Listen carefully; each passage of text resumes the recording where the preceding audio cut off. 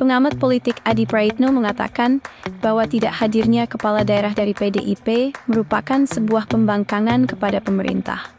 Lebih lanjut, dia juga mengatakan bahwa kepala daerah PDIP saat ini sangat mungkin dalam kegalauan akibat instruksi partainya ini.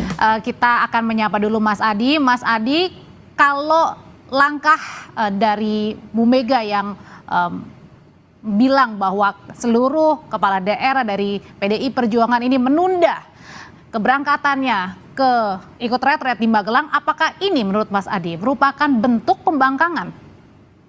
Ya, saya kira nyata ya, itu sebagai ekspresi kemarahan, termasuk juga ekspresi dari pembangkangan betapa kepala-kepala daerah yang sudah dimenangkan oleh PDIP, gubernur, bupati, dan wali kota, sampai detik ini belum kelihatan ada yang datang ikut retret. Itu kan menunjukkan sekalipun ini adalah acara pemerintah, sekalipun ini undangannya dari presiden, tapi terbukti kepala-kepala daerah dari PDIP ini justru lebih memilih patuh kepada ketua umum mereka, Megawati Soekarno Putri, untuk menunda. Bahkan kalau kita baca ya satu persatu, sebenarnya sudah hampir semua kepala-kepala daerah PDIP itu yang sudah landing di Jogja, tapi mereka ini kan sebenarnya menunggu instruksi lanjutan yang kemudian kira-kira kemana mereka itu akan menentukan sikap politik. Apakah tidak berlebihan ini kemarahan yang diungkapkan sampai akhirnya membuat kader-kader kepala daerah, kader PDIP sampai menunda ini keberangkatan?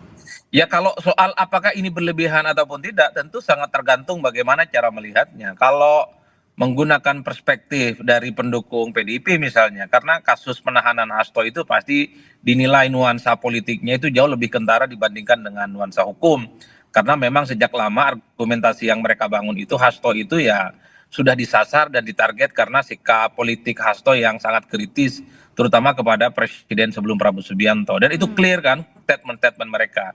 Tapi kalau menggunakan perspektif hukum yang disampaikan oleh kawan-kawan KPK misalnya, bagi KPK apa yang sudah dilakukan ini sesuai dengan prosedur dan tentu sebagai bentuk bagaimana penegakan hukum yang mesti ditegakkan di atas segala-galanya, tidak pandang bulu apakah dia elit, apakah dia orang partai ataukah orang biasa-biasa saja. Bagaimana menurut kalian terkait ini?